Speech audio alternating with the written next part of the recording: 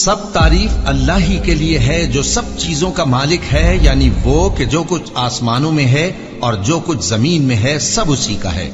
اور آخرت میں بھی اسی کی تعریف ہے، اور وہ حکمت والا ہے، خبردار ہے۔ جو کچھ زمین میں داخل ہوتا ہے اور جو اس میں سے نکلتا ہے، اور جو آسمان سے اترتا ہے اور جو اس پر چڑھتا ہے، سب اس کو معلوم ہے، اور وہ مہربان ہے، بخشنے والا ہے۔ اور کافر کہتے ہیں کہ قیامت کی گھڑی ہم پر نہیں آئے گی۔ کہہ دو کیوں نہیں آئے گی؟ میرے پروردگار کی قسم وہ تم پر ضرور آ کر رہے گی۔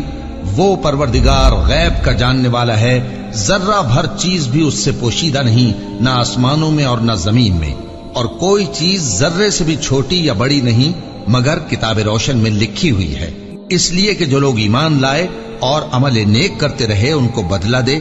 یہی ہیں جن کے لیے بخشش اور عزت کی روزی ہے۔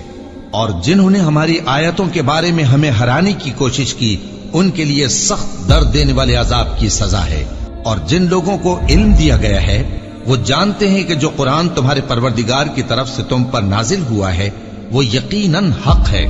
اور اس اللہ کا رستہ بتاتا ہے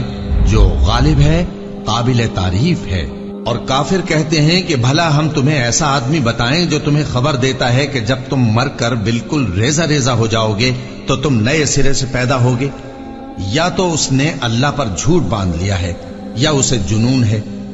بات یہ ہے کہ جو لوگ آخرت پر ایمان نہیں رکھتے وہ آفت اور پرلے درجے کی گمراہی میں پڑے ہیں۔ کیا انہوں نے اس کو نہیں دیکھا جو ان کے آگے اور پیچھے ہے، یعنی آسمان اور زمین؟ اگر ہم چاہیں تو ان کو زمین میں دھسا دیں یا ان پر آسمان کے ٹکڑے گرا دیں، اس میں ہر بندے کے لیے جو رجوع کرنے والا ہے ایک نشانی ہے۔ اور ہم نے داؤد کو اپنی طرف سے برتری بخشی تھی اور کہا تھا اے پہاڑوں ان کے ساتھ تسبیح کرو، اور پرندوں کو ان کا مسخر کر دیا، اور ان کے لیے ہم نے لوہے کو نرم کر دیا کہ کشادہ زرہیں بناؤ اور کڑیوں کو اندازے سے جوڑو، اور نیک عمل کرو، جو عمل تم کرتے ہو میں ان کو دیکھنے والا ہوں۔ اور ہوا کو ہم نے سلیمان کے تابع کر دیا تھا، اس کی صبح کی منزل 1 مہینے کی راہ ہوتی اور شام کی منزل بھی مہینے بھر کی ہوتی۔ اور ان کے لیے ہم نے تانبے کا چشمہ بہا دیا تھا، اور جنوں میں سے ایسے تھے جو ان کے پروردگار کے حکم سے ان کے آگے کام کرتے تھے، اور جو کوئی ان میں سے ہمارے حکم کے خلاف کرے گا اس کو ہم جہنم کی آگ کا مزہ چکھائیں گے۔